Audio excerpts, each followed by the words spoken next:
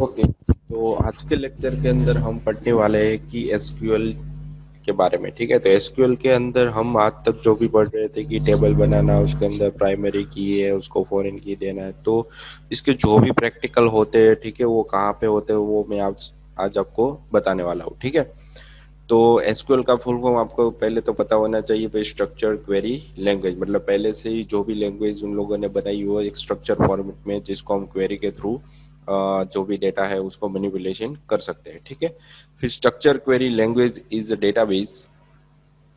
Query language मतलब database के अंदर मुझे किसी भी तरीके का डेटा ऐड करवाना है, तो उसके लिए उन लोगों ने हमें क्वेरी बना के दे दिया। मतलब सिंटेक्स स्ट्रिंग फॉर्मेट में जो भी डेटा रहता है वो दे दिया है। ठीक है, वैसे ही फॉर्मेट में हम लिखेंगे तो जो भी हमारा टेबल होगा, डेटा होगा, डेटाबेस होगा, उसके अंदर जो फील्ड हमने रखी होगी उसके अंदर डेटा हमारा स्टोर हो जाएगा। Used for storing and managing data in relational DBMS. मतलब जो भी हमारा डेटाबेस मैनेजमेंट सिस्टम है उसके अंदर जो भी हमें रिलेशनल बना के दिए हुए उस फॉर्मेट में, ठीक है, वो हमारा डेटा वहाँ पे स्टोर हो जाएगा। फिर है कि SQL was first commercial language introduce for EF code. ठीक है, जैसे मैंने आगे आपको बताया था, पहले बताया था। ठीक है, रिलेशनल मॉडल ऑफ डेटा, मतलब रिलेशनल मॉडल के अंदर हमें डेटा स्टोर करवाने के लिए जिस तरीके की लैंग्वेज का हमने यूज़ किया था वो पहले किसने फाइंड की थी? ई एफ कोड्स नाम के व्यक्ति ने फाइंड की थी। ठीक है, तो टुडे ऑलमोस्ट ऑल आर्टिफैक्ट जितने भी स्ट्रक्चर क्वेरी लैंग्वेज है वो सारे किसके बेस पर बने हुए हैं? कि आरडीबीएम मतलब डेटाबेस मैनेजमेंट, डीबीएमएस के बेस पे बने हुए हैं। ठीक है, तो आज उस पर सबसे पहले क्या आया था कि माइस्क्यूएल आया था, उसके बाद ओरेकल, इन्फॉर्मिक्स, साइबेस, एमएस एक्सेस, इस सारे के सारे रिलेशनल डेटाबेस को फॉलो करते हैं। मतलब स्ट्रक्चर क्वेरी के लैंग्वेज को फॉलो करते हैं। ठीक है, रिलेशनल मॉडल के फॉर्म में सारा कुछ डेटा डेटाबेस के अंदर स्टोर रहता है। ठीक है, तो SQL as a standard query language, मतलब वो वन टाइप ऑफ क्या है कि जो भी हम क्वेरी लिख रहे हैं वन टाइप ऑफ उसको स्टैंडर्डाइज किया गया है। ठीक है, उसके बाद है कि SQL is use to perform all type of data operation in our relational DBMS. मतलब एसक्यूएल के अंदर जो भी हम ऑपरेशन करते हैं वो सारे के सारे ऑपरेशन हमें आरडीबीएमएस के अंदर दिए गए। मतलब एक स्मॉल यूनिट है एसक्यूएल, एक स्मॉल यूनिट है आरडीबीएमएस का। ठीक है, उसके अंदर बहुत सारे तरीके की आरडीबीएमएस के एसक्यूएल क्वेरी हम लिख सकते हैं, पर डिफरेंट डिफरेंट वे में। तो पहले जो बहुत इजी तरीके से दिखाया गया है, ठीक है, मोस्टली उसका यूज भी होने वाला है। ठीक है, किसी भी लैंग्वेज के अंदर कभी भी डेटाबेस के अंदर आपको डेटा स्टोर करवाना है तो ऑलवेज माइस्क्यूएल का बहुत ज़्यादा यूज होता है। समथिंग से 70 से 80% परसेंटेज इस माइस्क्यूएल का यूज किया जाता है डेटा स्टोर करवाने के लिए। ठीक है, तो ये आपको पता चल गया भाई किस तरीके से लैंग्वेज लैंग्वेज है जो क्वेरी लैंग्वेज है वो यूज़ की जाती है, कहाँ कहाँ पे यूज़ होती है। ठीक है, किस तरीके से डेटाबेस के अंदर हमें क्वेरी लिखनी होती है। ठीक है, तो अब हम डेटाबेस को क्रिएट करना है, तो डेटाबेस को क्रिएट करने के लिए यहाँ पे देखो आपको पूरा एक पेज दिया है कि भाई किस तरीके से आप डेटाबेस क्रिएट कर सकते हो। पर डेटाबेस कहाँ पे क्रिएट करना है वो मैं आपको नहीं बता रहा हूँ। ठीक है, तो पहले मैं आपको वो बता देता हूँ कि किस तरीके से और कहाँ पे आप अपना डेटाबेस क्रिएट कर सकते हैं। तो पहले देखो, मैं हमारे लास्ट पार्ट के अंदर जा रहा हूँ, इंस्टॉलिंग जैम्प। मतलब सबसे पहले हमें क्या करना पड़ेगा, एक जैम्प नाम का सर्वर है, ठीक है, उसे हमें इंस्टॉल करना पड़ेगा। ठीक है, इंस्टॉल करने के बाद उसको किस तरीके से आप उसको स्टार्ट करवा सकते हैं। ठीक है, तो स्टार्ट करने के बाद उसके बेस पे हम हमारा जो टेबल है, ठीक है, जो डेटाबेस है उसको क्रिएट करेंगे। तो ये हमारा उसके बाद कट होगा। तो पहले हमें क्या करना है कि जो भी हमें सर्वर दिया है, चाहे एक सर्वर है, लोकल सर्वर है, ठीक है, जिसकी मदद से जैसे आप कोई वेबसाइट ऑनलाइन चढ़ाते हो, ठीक है, तो ऑनलाइन जैसे चढ़ाते हो तो उसके लिए आपको सर्वर की ज़रूरत पड़ती है, जहाँ पे आपका पेजेस, आपके पेज जो आपका वो प्रोजेक्ट वो पड़ा रहता है। ठीक है, जहाँ पे होता है, तो वैसे ही जैसे सर्वर के अंदर होता है वैसे ही मुझे अपने पीसी के अंदर भी लोकल, मतलब अपने पीसी के रिलेटेड ही एक सर्वर बनाना है, लोकल सर्वर बनाना है। तो मैं उसके लिए जैम्प नाम के सॉफ्टवेयर का यूज़ यहाँ पे करूँगा। तो यहाँ पे उसकी प्रोसीजर भी दिखी गई है, देखो कि किस तरीके से उसको इंस्टॉल करना है, इंस्टॉल करने के बाद आपको क्या करना है। ठीक है, तो वो चीज़ मैं आपको पहले बता दूँ भाई, डाउनलोड कहाँ से करना है। ठीक है, डाउनलोड करने के बाद आपका जो जेम पे कहाँ पे इंस्टॉल करना है। ठीक है, तो यहाँ ही पर ही मैं बता देता हूँ आपको कि यहाँ पे एक चीज़ आपको फाइंड करनी है कि जैम, ठीक है, जैम डाउनलोड, यहाँ पे जाना है। तो यहाँ पे जाने के बाद डाउनलोड के ऑप्शन बहुत सारे दिए हो गए हैं कि यहाँ पे आपके पास अगर विंडोज 7 के रिलेटेड, विंडोज 7 है आपकी ओएस, आपके पीसी के अंदर कौन सी ओएस है, विंडोज 7 है, तो आपको क्या करना है कि ये जो 7.4 नाम का जो वर्जन है, लास्ट अपडेटेड वर्जन, ये आपको यहाँ से डाउनलोड करना। अगर आपके पास लिनक्स की ओएस है तो आपको ये वाला नीचे का डाउनलोड करना है। अगर आपके पास मैक ओएस है या फिर मैक पीसी है, ठीक है, तो आपको ये लास्ट वाला डाउन, मतलब अलग अलग ओएस के लिए अलग अलग जेम यूज किए जाते हैं, ठीक है। तो आपको अपनी ओएस के मुताबिक इस जेम को यहाँ पे डाउनलोड करना है, ठीक है। बहुत ही छोटा है। जैसे आप इसको डाउनलोड करोगे, ठीक है, तो डाउनलोड करने के बाद, ठीक है, इस तरीके से ऑप्शन आएगा, ठीक है। इसको डाउनलोड करने के बाद जैसे नॉर्मली डाउनलोड हो जाता है, उसके बाद आपको उसको इंस्टॉल कर देना है। तो इंस्टॉल करने के लिए प्रोसेस में आपको यहाँ पे दिखा रहा हूँ, ठीक है, किस तरीके से होता है। तो पहले तो मैं डाउनलोड कर लेता हूँ इसको, ठीक है। तो इस तरीके से कुछ डाउनलोड का ऑप्शन आ जाएगा।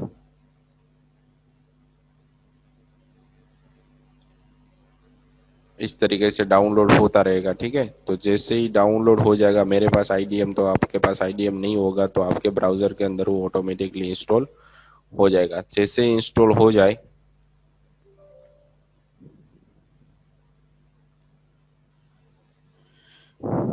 जैसे ही इंस्टॉल हो जाएगा तो आपके पास वो परमिशन पूछेगा पहले कि आपको इंस्टॉल करना ही है कि नहीं करना है, ठीक है। तो देखो इस तरीके की कुछ स्क्रीन आएगी आपके पास, इस तरीके की कि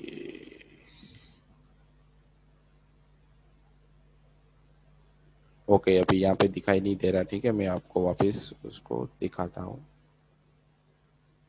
देखो इस तरीके की कुछ स्क्रीन आ गई है, इस तरीके की स्क्रीन आएगी, ठीक है। तो पहले आपको क्या करना है कि इसका मतलब क्या हो गया कि वो आपको पूछेगा कि आपके पास, आपके पीसी के अंदर जो भी थोड़े पोर्ट रहते हैं, ठीक है, हमारे डिवाइस के अंदर किसी भी सर्वर को स्टार्ट करने के लिए उस पोर्ट को स्टार्ट करना होता है, तो वो परमिशन ले रहा है कि आपको उस पोर्ट को स्टार्ट करना है कि नहीं करना है, ठीक है। अगर आप ओके नहीं दोगे तो आपके जब भी आप सर्वर चालू करते हो तो चालू सही तरीके से नहीं होगा। तो उसके लिए आपको यहाँ से ओके करना ही पड़ेगा। जैसे ही आप यहाँ से ओके करते हो, ठीक है, तो इस तरीके की स्क्रीन आ जाएगी।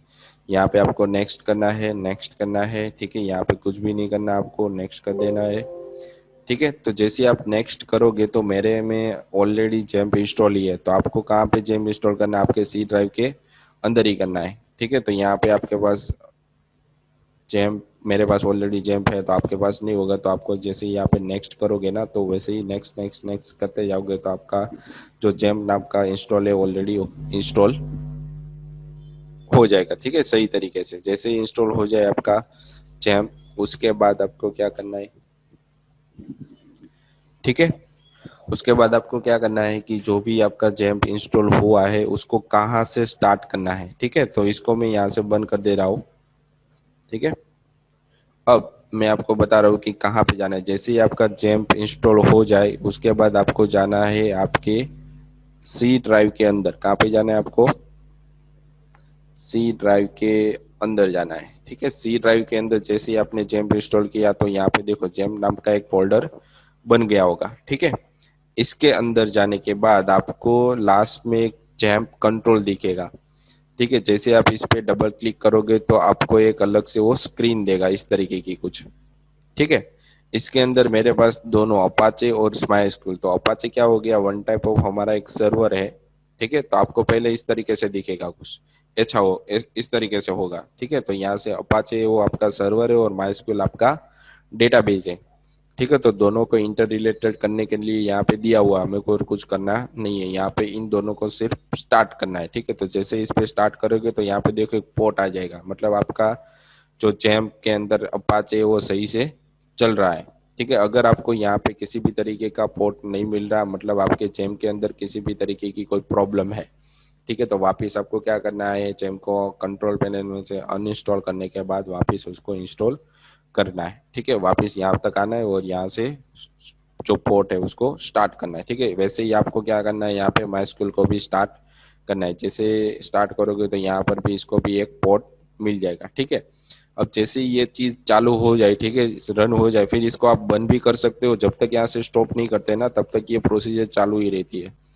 ठीक है, आप इसे बंद कर दोगे तो भी ये बैकग्राउंड में चालू ही रहता है। ठीक है, बंद नहीं होगा। एक्चुअली क्या हो गया है कि हमारी जो स्क्रीन होती है उसमें से निकल गया पर इसका जो सिस्टम है अपाचे और माइस्क्यूल बैकग्राउंड में ऑलरेडी चालू रहता है। जब तक यहाँ से आप स्टॉप नहीं करते तब तक। जैसे देखो मैं आपको बता रहा हूँ, जैसे मैंने इसको क्लिक किया, ठीक है, तो क्लिक किया होगा तो स्क्रीन में से चला गया, पर जैसे ही मैं इसको वापस ओपन करूंगा ना तो जैसा था वैसे ही आ जाएगा। और आपको उसको चालू करने के लिए कहाँ से चालू होता है वो, वापस आपका जो कंट्रोल पैनल रहता है ना, जैसे आपको आइकन दिखाई देता है कि बैटरी, वॉल्यूम, ठीक है, वहाँ पे ये लैंग्वेज भी होती है, फिर वाईफाई होता है, तो उसके बाजू में एक आइकन रहता है, वहाँ पे वो आइकन वो आ जाएगा जैसे ही आप उसको बंद करोगे तब। ठीक है, तो ये चीज आपको ध्यान रखनी है। अभी आपको दिखाई नहीं देगा पर आपको वो चीज वहां से फाइंड आउट करनी है, जहाँ पे आपको टाइमिंग, वाईफाई, वॉल्यूम, और वहां से आपको वो जेम बैकग्राउंड में चालू होगा। वहां से आप बंद करोगे ना तभी वो बंद होगा, उससे पहले वो बंद नहीं होता। आप क्लोज, चाहे उसे क्लोज पर भी क्लिक नहीं कर दिया हो, क्लिक करोगे तो भी बंद होगा नहीं, एज इट इज रहेगा। ठीक है, तो अब मैं आपको क्या बता रहा हूँ कि उसको आपने यहाँ से वापस स्टार्ट किया, जैसे आप इस पे स्टार्ट करोगे ना तो वापस देखो यहाँ पे स्टार्ट ही रहेगा, भले ही आपने यहाँ से उसको बंद कर दिया हो। ठीक है, देखो देखो यहाँ पे मैं आपको बता रहा हूँ कि इस तरीके से वो चालू ही रहता है। ठीक है, आप भले ही उसको बंद कर दोगे तो भी ये स्टार्ट ही रहेगा, जब तक यहाँ से स्टॉप नहीं करोगे तब तक। अब ये चीज चालू हो जाए उसके बाद आपको इसको बंद कर देना है। बंद करने के बाद आपको अपने ब्राउजर में जाना है। ठीक है, वो सारे स्टेप मैंने वहां पर ही लिखे हुए हैं, तो वो चीज आपको यहाँ पे याद रखनी है। ठीक है, तो अब आपको क्या करना है कि आपके ब्राउजर के अंदर जाना है और यहाँ पे आपको लिखना है, ये चीज मैं बंद कर देता हूँ। ठीक है, यहाँ पे क्या लिखना है आपको, लोकल होस्ट। जैसे ही आप इतना लिखोगे, ठीक है, तो आपका सर्वर जो वहाँ पे आपने सॉफ्टवेयर में चालू किया ना अपाचे और माई, तो जैसे ही आपने वहां से स्टार्ट किया होगा तो यहाँ तो देखो इस तरीके से दिखाएगा आपको। ठीक है, मतलब आपका सर्वर सही से वर्क कर रहा है। इसके अंदर अपाचे वो सर्वर है, मारिया डीबी आपका डेटाबेस का नाम है, पीएचपी आपकी लैंग्वेज है, पर्ल है वो जिसमें पीएचपी बनी हुई है, उस वो लैंग्वेज है पर। तो इसके बारे में हमें नहीं जानना, हमें सिर्फ मारिया डीबी के बारे में जानना, मतलब डेटाबेस के बारे में जानना है। ठीक, ठीक है, अब क्या करना है, अब जो डेटाबेस है उसके अंदर मुझे जाना है। ठीक है, तो जैसे मैं पीएचपी बाय एडमिन में जाऊंगा तो यहाँ पे मुझे इस तरीके से कुछ हमारा जो भी डेटाबेस रहेगा वो इस तरीके से कुछ दिखाई देगा। ठीक है, तो ये हम कहाँ पे आ गए, हमारे डेटाबेस के अंदर। अगर आपने सर्वर को सही से चालू नहीं किया, यहाँ पे किसी भी तरीके की कोई एरर आ रही है, देखो ये इस इन दोनों को आपने स्टार्ट नहीं किया, ठीक है, स्टार्ट नहीं किया, तो मैं क्या कर रहा हूँ यहाँ पे जैसे ही रिलोड करूंगा ना तो हमारा सर्वर स्टार्ट नहीं होगा, हमें यहाँ पे किसी भी तरीके की कोई एरर वो दिखा देगा। देखो इस तरह, मतलब हमारा सर्वर सही से चालू नहीं हुआ। अगर आपको इस तरीके की स्क्रीन आ रही है तो आपने अभी तक आपका सर्वर चालू नहीं किया। तो चालू करने के लिए मैंने आपको बताया था कि सी ड्राइव के अंदर जेम के अंदर यहाँ पे लिखा हुआ है कि सी के अंदर जेम में जेम कंट्रोल होगा फोल्डर, इस पे डबल क्लिक करोगे तो वो आपका सॉफ्टवेयर ओपन हो जाएगा। ठीक है, और ये से जिस तरीके से यहाँ पे ओपन हो रहा है तो यहाँ पे आपको इन दोनों को स्टार्ट करना है। जैसे स्टार्ट करोगे, ठीक है, और वापस आपको कहाँ पे जाना है, अपने के ब्राउजर के अंदर, और जैसे ही इसको रिफ्रेश करोगे तो वापस जैसा था वैसा, मतलब आपका सर्वर सही से वर्क हो रहा है। ठीक है, तो इस तरीके की सारी प्रोसेस थी। जैम्प आपने इंस्टॉल किया, एक ही बार आपको ये चीज करनी है, जब भी आप दोबारा चालू करोगे तो आपको सिर्फ क्या करना है कि जैम्प कंट्रोल है उसको ही चालू करना रहता है। मतलब इसको इसके अंदर जाना है, जैम्प नाम के फोल्डर के अंदर हो जहाँ पे जैम्प कंट्रोल है, ठीक है, और इसको चालू कर देना है। स्टार्ट स्टार्ट करोगे तो वापस आपका सर्वर ऑटोमेटिकली चालू हो जाएगा। ठीक है, इसको चालू करके रखोगे तो भी कोई दिक्कत नहीं है। ठीक है, अब वापस इंस्टॉलेशन करने की जरूरत नहीं है। ठीक है, अब जब भी मुझे चाहिए तो इन दोनों को मैं स्टार्ट कर दूंगा। अब हमें हमारी क्वेरी जो मैंने आपको बताया कि डेटाबेस के बारे में जानना था, तो वापस हम ऊपर जाने वाले। देखो अब जैसे किस तरीके से हम हमारे डेटाबेस को क्रिएट कर सकते हैं, तो उन लोगों ने क्या दिया है कि to create a database in RDBMS, ठीक है, क्रिएट कमांड, उसके लिए भी उन लोगों ने कमांड दी हुई। कमांड का नाम क्या है, यहाँ पे क्रिएट डेटाबेस, ए फिक्स आता है फिर यहाँ पे आपको अपने डेटाबेस का नाम बनाए, जो भी आपने डेटाबेस, पर आपके डेटाबेस के अंदर एक बार डेटाबेस होगा तो दूसरी बार आपको बनाने नहीं देगा। देखो ये मेरे सारे यहाँ पे डेटाबेस है, Ajax form, API, BCA, blog Laravel, तो सबके अंदर बहुत सारा डेटा यहाँ पे पड़ा रहता है। ये हमारी टेबल्स है, तो टेबल्स के अंदर बहुत सारा रिकॉर्ड यहाँ पे होता है। ठीक है, तो इस तरीके से यहाँ पे पोस्ट में क्लिक करूंगा तो पोस्ट नाम के टेबल के अंदर रहेगा। देखो यहाँ पे आपको क्या मिल रहा है, सर्वर का नाम है ऊपर, फिर यहाँ पे डेटाबेस का नाम है, फिर यहाँ पे आपके टेबल का नाम है गया। ठीक है, टेबल के अंदर इतने रिकॉर्ड अभी पड़े हुए हैं। ठीक है, उसके अंदर आप कितने भी यहाँ पे फील्ड बना दिए, आपके कॉलम का नाम है, ईमेल नेम, फोन, क्रिएटर। तो इस तरीके से किसी भी तरीके की आप जब भी रजिस्टर करते हो ना, तो रजिस्टर करने के बाद आपका डेटा कहाँ जाता है, तो ये इस तरीके से स्टोर होता है। ठीक है, तो वो आपको यहाँ पे सीखना था। आज तक हमने जो भी थियरी पढ़ी है तो उस थियरी को यहाँ पे इम्प्लीमेंट करना है। ठीक है, तो सारा कुछ प्रैक्टिकल के फॉर्म में अब चालू हो रहा है। तो आपको डेटाबेस बनाना है, यहाँ पे वो डेटाबेस नहीं होना चाहिए। ठीक है, तो वो डेटाबेस बनाने के लिए मुझे कहाँ पे जाना पड़ेगा, उसकी क्वेरी एसक्यूएल जहाँ पे लिखा होता है ना, स्ट्रक्चर क्वेरी लैंग्वेज, मतलब इसके अंदर जाना है।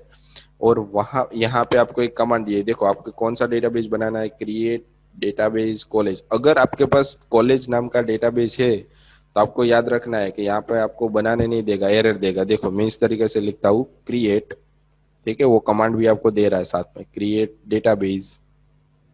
ठीक है, डेटाबेस के अंदर आपको क्या बनाना है, कॉलेज ना। ओके, स्पेलिंग मिस्टेक हो गई है। ठीक है, स्पेलिंग मिस्टेक नहीं होनी चाहिए इसके अंदर। फिर मैं यहाँ पे लिखता हूँ कॉलेज। अगर मेरे डेटाबेस के अंदर कॉलेज नाम का डेटा होगा तो वो एरर दे देगा। फिर यहाँ पे लास्ट में देखो यहाँ पे गो होगा, इसको रन करने के लिए आपको यहाँ पे गो पे क्लिक करना है। क्या करना है, गो पे क्लिक करो। जैसे आप गो पे क्लिक करोगे तो आपको यहाँ पे दिखाई देगा, देखो can't create database college, database already exist, मतलब ऑलरेडी वो हमारे पास बना हुआ है, यहाँ पे होगा, देखो ये रहा। ठीक है, तो ये आपको बनाने नहीं देगा, एरर देगा। अगर आप यहाँ पे कुछ भी और नाम देते हो, जैसे कि मैं यहाँ पे दे देता हूँ कि बीसीए, ठीक है, बीसीए दे देता हूँ, तो ये हमारे डेटाबेस का नाम है जब बन जाएगा। ठीक है, यहाँ पे बीसीए अभी तो नहीं है, जैसे मैं उसको गो करूंगा। ओके, ये भी है हमारे पास। ठीक है, बीसीए भी है, तो हमें ये भी नहीं बनाने देगा। तो वापिस हम हमारे एसक्यूएल में जाएंगे और वहां पे मैं वापिस एक नया डेटाबेस बना दूंगा, डेटाबेस। ठीक है, डेटाबेस नहीं रखना, सिर्फ डेटाबेस रखना है। और यहाँ पे मैं लिख रहा हूँ कॉलेज बीसीए, ऐसा कुछ नहीं होगा। ठीक है, पर जब भी आप नाम दोगे तो ऑलवेज स्पेस नहीं देना, ऑलवेज आपको अंडरस्कोर से नाम देना है। ठीक है, यहाँ पे सब जगह पे दिया हुआ, देखो अंडरस्कोर अंडरस्कोर। ठीक है, तो जब भी आप डेटाबेस का नाम दोगे तो उसके बीच में कभी भी स्पेस नहीं चलेगी। ठीक है, तो उसका एक रूल्स हो गया। तो मैंने क्या नाम दिया, कॉलेज अंडरस्कोर बीसीए, मतलब ये एक वर्ड हो गया ना। जैसे ही गो करूंगा तो यहाँ पे कहीं पर भी नहीं है बीसीए कॉलेज करके, तो जैसे ही गो करूंगा तो सक्सेसफुली मुझे यहाँ पे ओके, यहाँ पे वापस मुझे एक एरर दिखा रहा है कि college eight line 1। Okay, select नहीं आएगा, क्या आएगा यहाँ पे, क्रिएट। ठीक है, जैसे ही क्रिएट करूंगा तो ओके, ये देखो क्या आ गया यहाँ पे, my school return an empty result. यहाँ पे क्या आएगा कि ये डेटाबेस कॉलेज बीसीए सही से बन रहा है। तो जैसे ही इस पे क्लिक करूंगा तो यहाँ पे चला गया होगा, देखो ये क्या आ गया। अगर कॉलेज नाम सही से आ रहा है, एक कॉलेज का नाम, वापस यहाँ पे कॉलेज बीएससी आईटी दे रहे हो, ठीक है, तो वापस इसके अंदर ही बनेगा। तो ये आपको याद रखना है। ठीक है, कहाँ पे आ गया, बीसीए कॉलेज, इसके अंदर कुछ भी नहीं है। फिर आपको इसको सिलेक्ट करना है, तो देखो यहाँ पे आपका सर्वर का नाम आ गया और यहाँ पे क्या आ गया, आपकी डेटाबेस की नेम आ गई। ठीक है, अब डेटाबेस को आपको चेंज करना है, मतलब उसका नाम आपने भूल से ये कुछ लिख दिया, अलग हो गया या स्पेलिंग मिस्टेक हो, तो इसको चेंज करना है। तो इस पे क्लिक करना है और कहाँ पे जाना है, ऑपरेशन के अंदर। अगर आपको ऑपरेशन आपकी बड़ी स्क्रीन होगी तो दिखाई नहीं देगा, इस तरीके से होगा, देखो इस तरीके से आएगा। तो आपको कहाँ पे जाना है, आपके मोड के अंदर, यहाँ पे ऑपरेशन दिखाई देगा। जैसे आप इस पे क्लिक करोगे, ठीक है, तो आपका जो डेटाबेस का नाम है उसे रीनेम करने को यहाँ पे बोल रहा है, देखा। आपको क्या करना है, यहाँ पे रीनेम करना है तो रीनेम करना है तो यहाँ पे आप चेंजेस कर सकते हो। ठीक है, आपको यहाँ पे क्या देना पड़ेगा कि कॉलेज अंडरस्कोर BCA 1। मैं BCA 1 कर रहा हूँ, BCA की जगह पे 1 कर रहा हूँ। जैसे मैं गो दूंगा यहाँ पे तो देखेगा, पूछेगा कि जो BCA कॉलेज है उसे डिलीट कर देगा और वहां पे क्या डाल देगा वो BCA कॉलेज BCA 1।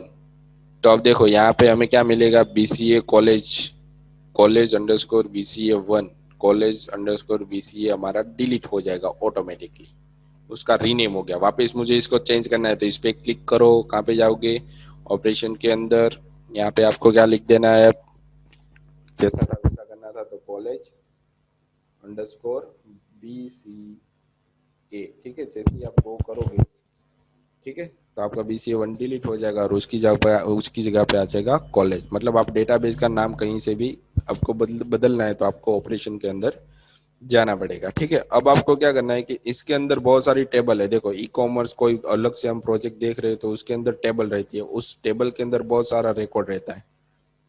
ठीक है, तो मुझे पहले क्या बनानी पड़ेगी, प्रोडक्ट, मतलब मुझे टेबल बनाना पड़ेगा। तो टेबल किस तरीके से बनाया जाता है, उसका एक स्ट्रक्चर होता है। जैसे हम सी लैंग्वेज पढ़ते हैं तो उसके अंदर क्या हो जाता है, किसी भी तरीके का डेटा हम दे रहे हैं तो उसका डेटा टाइप क्या होना चाहिए, इंटीजर, फ्लोट, वेरिएबल, टेक्स्ट। ठीक है, तो वैसे ही इसका भी डेटा टाइप यहाँ पे मेंशन करना होता है। तो यहाँ पे देखो, आपकी प्रोडक्ट फील्ड आपने अपनी तरीके से बना तो दी, पर उसका डेटा टाइप क्या है, इंटीजर, मतलब इसके अंदर नंबर ही आएगा।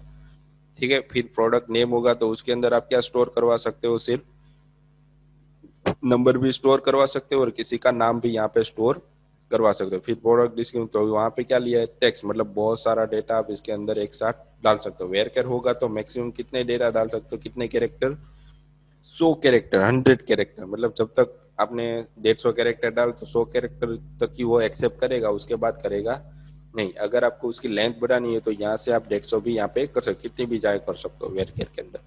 ठीक है, तो वेरकर के अंदर लिमिटेड डेटा आता है और टेक्स्ट के अंदर अनलिमिटेड डेटा आता है। अगर इंटीजर होगा तो 10 डिजिट तक का डेटा वो स्टोर करके रखता है।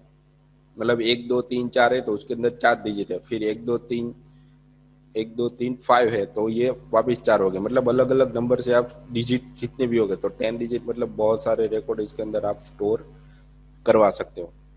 ठीक है, तो ये आपको बता दिया मैंने कि इंटीजर क्या होता है, वेर क्या होता है। ठीक है, इन टेक्स्ट क्या होता है, टेक्स्ट के अंदर लिमिटेड डेटा नंबर कैरेक्टर के फॉर्मेट में होता है। वेरकर के अंदर भी अल्फा न्यूमेरिक, मतलब किसी भी कैरेक्टर फॉर्म में डेटा होता है, पर उसके अंदर लिमिटेड डेटा होता है। टेक्स्ट के अंदर अनलिमिटेड डेटा होता है।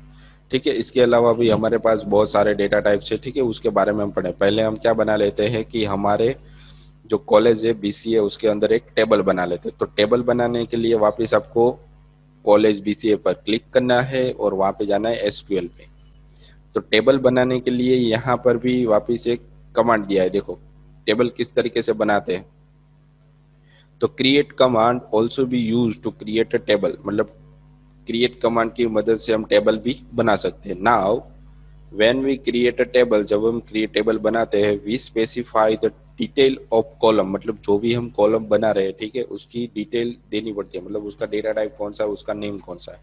ठीक है, तो we can specify name and its data type. तो यहाँ पर हमने देखो दो ही चीज बताई है, उसका नाम और उसका डेटा टाइप। वहां पे मैं आपको यहाँ पे दिखा सकता हूँ कि किस तरीके से होता। ठीक है, जैसे मैं बुक ले रहा हूँ तो बुक के अंदर देखो स्टूडेंट है, तो स्टूडेंट के अंदर देखो क्या है कि बुक ID, तो ये आपकी कॉलम हो गई। एफ नेम, मतलब आपको क्या नाम देना है उस फील्ड का, उस कॉलम का नाम आपको क्या देना है। ठीक है, तो ये चीज है एफ नेम, पर उसके अंदर कौन सा डेटा रखना है वो आपकी डेटा टाइप हो गई। ठीक है, तो वैसे ही मुझे यहाँ पे क्या बनाना पड़ेगा कि मुझे टेबल बनानी है, तो उसके लिए यहाँ पे स्ट्रक्चर दिया है, देखो क्रिएट, उसके बाद टेबल। तो ये चीज कीवर्ड है। यहाँ पे आपको अपनी तरीके से टेबल का नाम देना है, स्टूडेंट, कॉलेज, પછી सब्जेक्ट और सब्जेक्ट या फिर फैकल्टीज। ठीक है, एडमिशन, कुछ भी आप दे सकते हो। फिर उसके अंदर ये है कॉलम का नाम, मतलब आपका नाम, नेम, ईमेल, फोन नंबर। अगर आपने स्टूडेंट दिया है तो स्टूडेंट का यहाँ पे ID आ जाएगी, यहाँ पे उसका नेम आ जाएगा। ठीक है, यहाँ पे उसके मोबाइल नंबर, इसके ईमेल, फिर उसका डेटा टाइप। भाई नाम होगा, आईडी होगी तो किस तरीके से होगी, ऑलवेज नंबर में होगी तो इंटीजर देना पड़ेगा। नाम होगा तो यहाँ पे किस तरीके से आएगा, वेर केयर के अंदर आएगा। अगर आप यहाँ पे अपना डिस्क्रिप्शन बायोडेटा दे रहे हो तो यहाँ पे क्या आ जाएगा, आपका टेक्स्ट आ जाएगा। ठीक है, तो इस तरीके से, तो उसका एग्जाम्पल भी यहाँ पे दिया हुआ है, देखो, क्रिएट टेबल स्टूडेंट्स। ठीक है, यहाँ पे जरूरी नहीं कि कैपिटल में देना सारा कुछ, जैसे आप स्मॉल में देना चाहते हो तो स्मॉल में दे सकते हो, या आप कैपिटल में देना चाहते हो कैपिटल। पर एक चीज ध्यान रखना, अगर आपने कैपिटल में दिया तो जैसे ही वहाँ पे क्वेरी लिखोगे तो वहाँ पर भी आपको कैपिटल में ही लिखना पड़ेगा, फिक्स रहता है। ठीक है, तो यहाँ पे मैंने क्या दिया है, कॉलम का नाम आईडी, उसका डेटा टाइप इंटीजर, यहाँ पे स्मॉल या कैपिटल आप रख सकते हो। फिर यहाँ पे नेम है दूसरी कॉलम का नाम। ठीक है, उसके बाद वेर केयर, यहाँ पे मैंने कितने कैरेक्टर डाल सकता हूँ, एक नेम के अंदर 100। वही उसी तरह ईमेल है, तो ये कॉलम का नाम और ये उसका डेटा टाइप हो गया। ठीक है, तो हम टेबल बनाते हैं, देखो किस तरीके से बना सकते हो, तो ये इसी फॉर्मेट में बना सकते हैं, क्रिएट टेबल स्टूडेंट, उसके बाद एक कॉलम का नाम। ठीक है, तो मैं यहाँ पे बनाता हूँ क्रिएट टेबल, स्मॉल में लिखोगे तो भी चलेगा, कोई एरर नहीं देगा। मैं यहाँ पे दे देता हूँ स्टूडेंट, हमारे टेबल का नाम। आप यहाँ पे अपनी तरीके से कुछ भी नाम दे सकते हो, पर रिलेटेड कौन से होना चाहिए, आपने जो डेटाबेस बनाया उसी तरीके से। अगर आप प्रोडक्ट नाम का डेटाबेस बना रहे हो तो उसके अंदर क्या आ जाएगी, कि प्रोडक्ट टेबल आ जाएगी, प्रोडक्ट आ जाएगी, उसके अंदर कैटेगरीज आएगी, भाई कौन सी कैटेगरी आपने है, मैन वुमन इलेक्ट्रॉनिक्स, पर उसके अंदर भी वापस कैटेगरी आएगी, फिर डिस्काउंट आ जाएगा। ठीक है, तो वो सारी रिलेटेड होनी चाहिए। तो कॉलेज के अंदर कौन कौन से लोग रिलेटेड होते हैं, तो स्टूडेंट होते ही है, स्टूडेंट होता है, फैकल्टी होता है, सब्जेक्ट होते हैं। ठीक है, फिर उसकी एडमिशन होती है, फिर उसकी एग्ज़ाम होती है, तो सारी चीज़ें क्या होगी, उसके रिलेटेड, कॉलेज के रिलेटेड होगी। तो यहाँ पे मुझे स्टूडेंट देना पड़ेगा, और यहाँ पे आपको क्या देना है फिर। ठीक है, आपको आप यहाँ पे इसको इस तरीके से भी लिख सकते हो। फिर यहाँ पे आपको देना है कॉलम का नाम, तो पहले तो आईडी आएगा, आईडी किस फॉर्म में आएगा, इंटीजर फॉर्म में, फिर कॉमा, फिर यहाँ पे आ जाएगा नेम स्पेस, यहाँ पे कॉमा नहीं देना, ये आपका जो कॉलम नेम है और डेटा टाइप है उसके बीच में किसी भी तरीके की कोई कॉलम नहीं आएगी, कॉमा नहीं आएगी, सिर्फ स्पेस दे सकते हो। फिर नेम होगा वो वेरकेर फॉर्म में होगा, तो कितनी लेंथ आप नेम के अंदर डाल सकते हो, किसी भी तरीके का नेम होगा। ठीक है, कोई बार किसी का भी नेम होगा तो आप कितने वर्ड कितने कैरेक्टर का होता है, जैसे कि मेरा नाम पीयूष नागरानी है तो उसके अंदर कितने कैरेक्टर आ जाते हैं, मैक्सिमम 30 कैरेक्टर तो आ ही जाएंगे। ठीक है, अगर किसी का बहुत बड़ा लेंथी नाम है तो भी 80-90 कैरेक्टर के अंदर आ ही जाएगा, 100 कैरेक्टर के ऊपर किसी का जाने वाला नहीं है, फुल नेम देगा तो भी। ठीक है, अगर शायद किसी का एक्सेप्शनली ऐसा नाम आ रहा है तो यहाँ पे आपको क्या देना है, 200 दे देना है। ठीक है, तो 200 कैरेक्टर वो ले लेगा एक साथ। फिर यहाँ पे आपको क्या देनी है, कि आपका नेम हो गया, फिर आपको यहाँ पे आपकी ईमेल देनी है, तो वापस आप यहाँ पे वेर कर रख सकते हो, और यहाँ पे आप मैक्सिमम 100 कैरेक्टर की ईमेल किसी की भी हो सकती है। ठीक है, तो मैं यहाँ पे 3 चीज़ें देता हूँ। ठीक है, अब जैसे ही मैं इसको गो पे क्लिक करूंगा, ठीक है, जैसे मैं इस पे गो पे क्लिक करूंगा तो गो हमारा यहाँ आ रहा, ठीक है, दिख रहा है आपको। जैसे गो पे क्लिक करोगे तो बीसीए कॉलेज बीसीए के अंदर एक टेबल बन जाएगी, कौन सी, स्टूडेंट, और उसके अंदर फील्ड कौन कौन सी बनेगी, आईडी नेम और ईमेल। ठीक है, जैसे मैं गो किया तो यहाँ पे देखो स्टूडेंट नाम का टेबल बन के आ रहा है, इस पे क्लिक करूंगा तो मुझे यहाँ पे आईडी नेम और कॉलम, इसके अंदर किसी भी तरीके का डेटा है नहीं। ठीक है, अभी डेटा नहीं है तो मुझे क्या मिलेगा, ब्लैंक मिल रहा है। तो आपको डेटा देखने के लिए कहाँ पे जाना है, ब्राउज में जाना है। जैसे आप ब्राउज करोगे तो उसके अंदर जो भी कॉलम है, फील्ड है, डेटा है, वो सारा आपको यहाँ पे दिखाई देगा। ठीक है, अब इसकी जो मैंने आईडी दी थी इंटीजर टाइप की, नेम की वेरिएबल दी थी, ईमेल की वेरिएबल, वो चीज़ कहाँ पे, वो चीज़ आपको देखनी है तो कहाँ पे जाना है, स्ट्रक्चर में जाना है। तो यहाँ पे आपको दिखाई देगा, देखो आईडी नेम और ईमेल, उसका टाइप क्या है, इंटीजर वेर केयर, कितनी डेटा दी थी, कितनी लेंथ दी थी, वो भी यहाँ पे लिखा है। बाकी चीज़ हमें कुछ काम की नहीं है।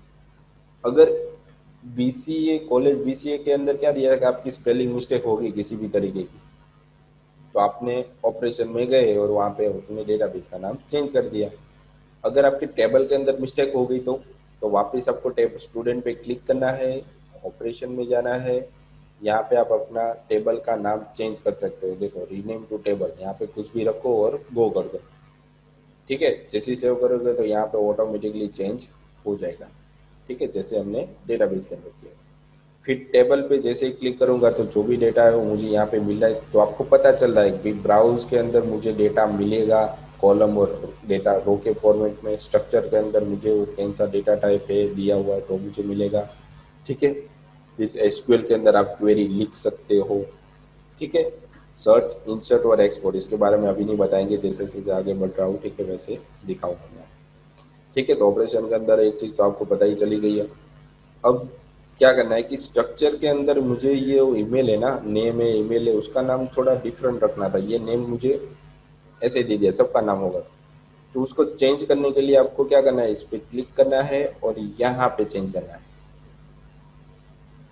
ठीक है, जैसे आप क्लिक करोगे तो आपको देखो नेम आप चेंज कर सकते हो, वेयर कैर उसका डेटा टाइप भी आप यहाँ पे चेंज कर सकते हो, उसकी लेंथ भी आप यहाँ से चेंज कर सकते हो जैसे आप सेव करोगे।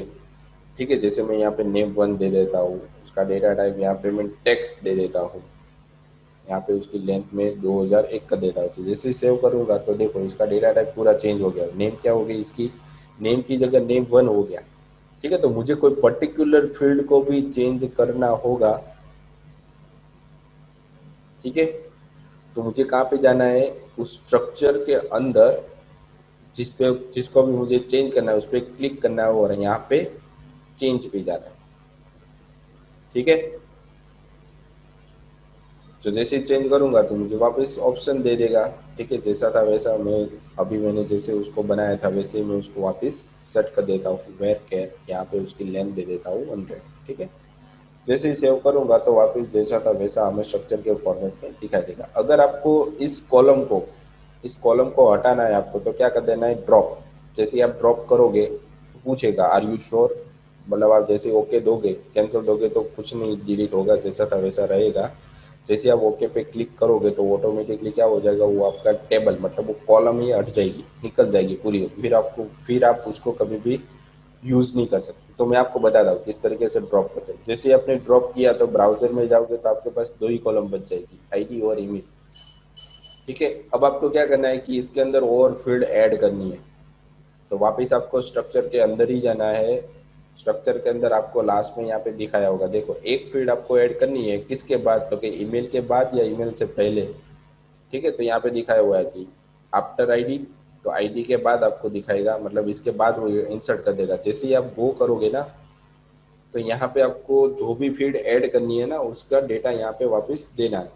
जैसे मैं वेर के दे देता हूँ उसकी देन देता हूँ। जैसे ही मैं सेव करूंगा यहाँ पे तो स्ट्रक्चर के अंदर हमारे पास एक फील्ड वापस आ गई होगी। देखो वापस आपको एक और ऐड करनी है, ईमेल के बाद मुझे फ़ोन नंबर करना है तो मैं यहाँ पे क्या दे दूंगा, आफ्टर ईमेल गो करूंगा तो पूछेगा कौन सी फील्ड आपको डालनी है। तो यहाँ पे फ़ोन नंबर एक इस फॉर्मेट में रहता है, ऑलवेज इंटीजर के फॉर्मेट में रहता है, और उसकी लेंथ दे दो भाई 12।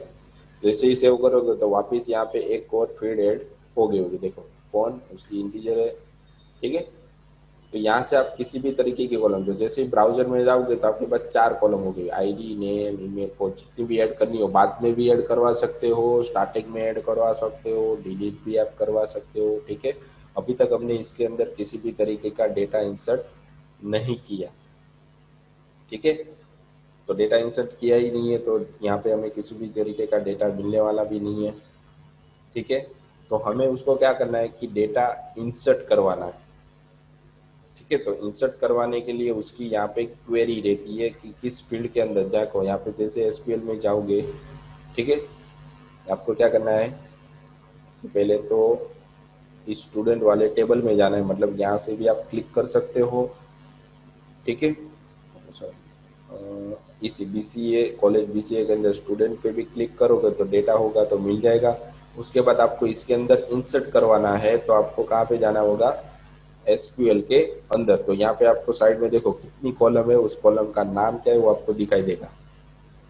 ठीक है, अब आपको क्या करना है कि आईडी नेम ईमेल और फोन उसके अंदर डेटा इंसर्ट करवाना है, तो उसके लिए अलग से क्वेरी आती है इंसर्ट की।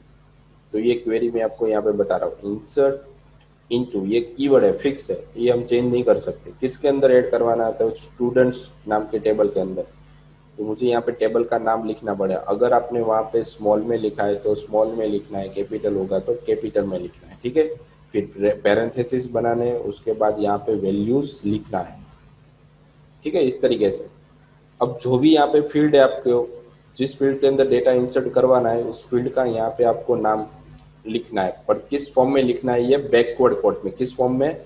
Backward code. जो वन के बाजू में जो सिंबल है ना उसका यूज करना है। यहाँ पे कितने फील्ड है आपके पास? चार ना, तो चार बैकवर्ड कोड यहाँ पे बना देने। इसके बाद यहाँ पे कोई कोमा आएगा नहीं, और यहाँ पे जो वैल्यू आएगी वो सिंगल कोट में आएगी।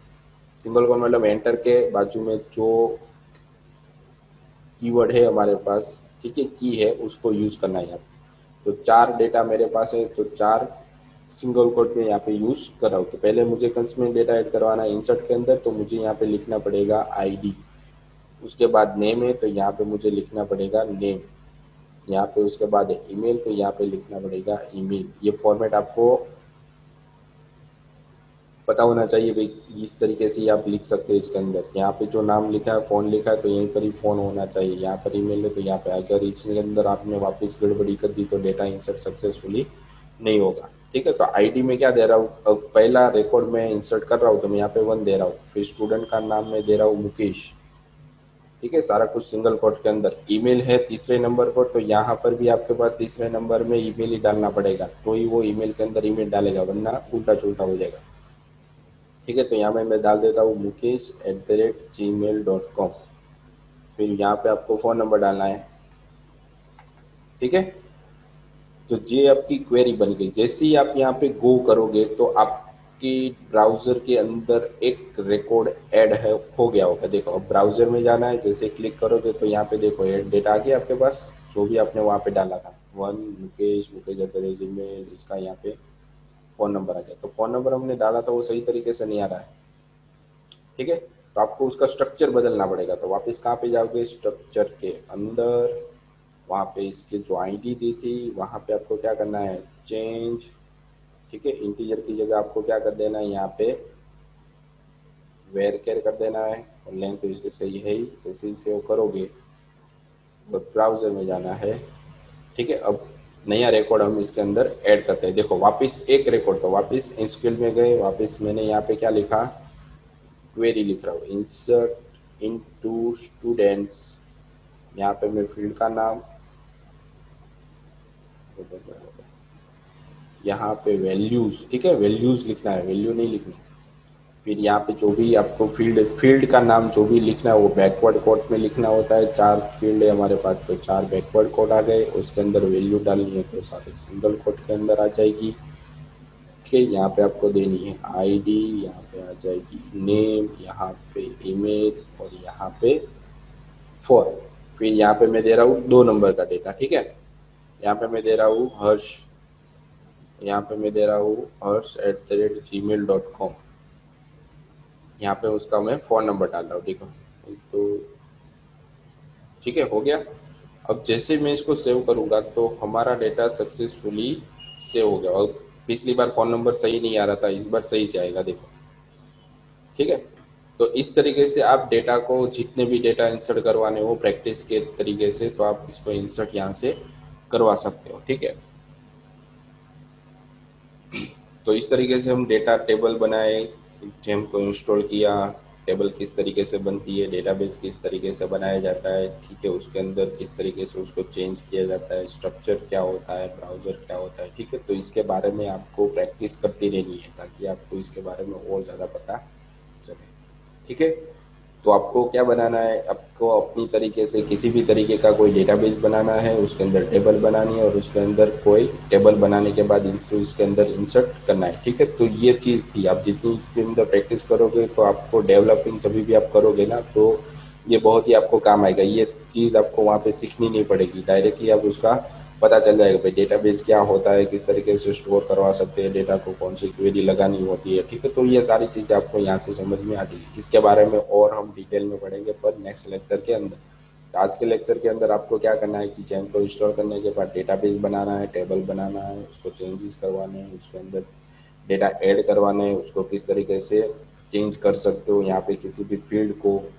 ठीक है, डेटा कहाँ पे देखा जाता है, क्वेरी कहाँ पे लगाई जाती है, किस फॉर्म में लगाई जाती है, तो वो सारी चीज़ें आपको यहाँ पे आज के लेक्चर के अंदर प्रैक्टिस करनी थी। ठीक है, प्रैक्टिस करोगे। ठीक है, तो ये चीज आपको बहुत ही आगे काम आएगी, ये आप प्रैक्टिकल करे हुए तो भी पता चलेगा, ठीक है। ओके, तो जैसे ही हमारा लेक्चर खत्म हो रहा है तो लेक्चर के रिगार्डिंग यहाँ पे आपको क्वेश्चन दिए हुए हैं जो आपको सबमिट करवाने रहेंगे आपकी जो RNWIT की एप्लीकेशन है वहाँ पे। ठीक है, तो आज का लेक्चर के लिए इतना ही था। Thank you.